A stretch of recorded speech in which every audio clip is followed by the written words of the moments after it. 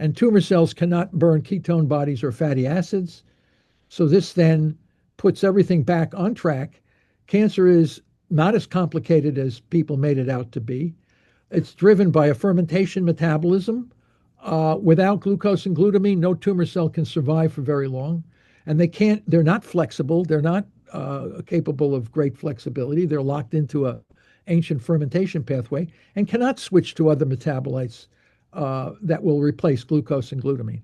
So once you know that, you have the scientific evidence to support that, then what is standing in the way of dropping cancer deaths and treating people more respectfully and humanely with the new knowledge of what we have? So clearly there's something other than the basic science that's preventing the transformation of the way we treat cancer patients. And it has nothing to do with the science. It has largely to do with the profits. The profits. It's something outside the scientific zone. It's a mitochondrial metabolic disease driven by a fermentation metabolism, which can be so easily targeted relative to what we're doing with an outcome that will be astonishing. But all these other things stand in the way. We have done the science. We have interrogated what these tumor cells can use and what they cannot use.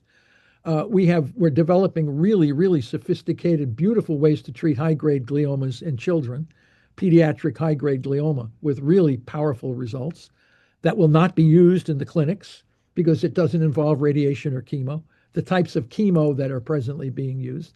So unfortunately, we must sacrifice all these little kids unnecessarily, which is a heartbreaker.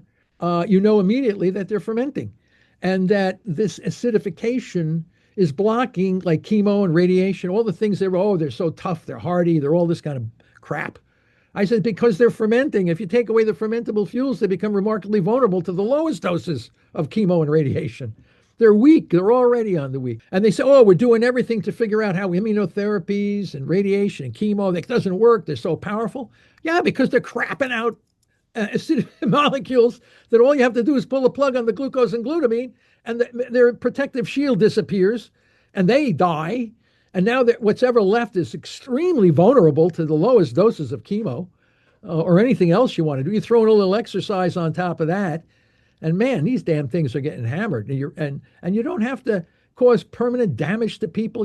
This is stupid, because the people, once you understand the biology and biochemistry of the adversary, you know how to cleanly manage it. And the problem is nobody's listening or understanding. I don't know, do I speak in some sort of foreign language that no one can understand what the hell I'm saying? That you think all these smart guys at the top medical schools, they know what they're doing. They just parrot what everybody else is doing. They all follow each other. They all say, oh, we have innovative work. You don't have any innovative work. We got 1,700 people a day dying from cancer, for Christ's sake. What innovation do you have down there that's making a difference? Zero. And physicians are masters at changing diets and lifestyles to reduce the levels of glucose and glutamine. And we have to come in with drugs. We found these parasite medications. So I did a dive on this. And it turns out that parasites, when they proliferate, they use a little bit of oxphos, but when they stop proliferating and enter into residency in the tissues, they start fermenting. And the way energy is mitochondrial substrate level phosphorylation using glutamine.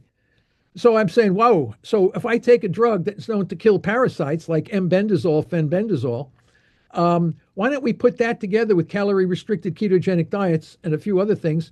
And boy, I'll tell you, knock the crap out of these tumor cells.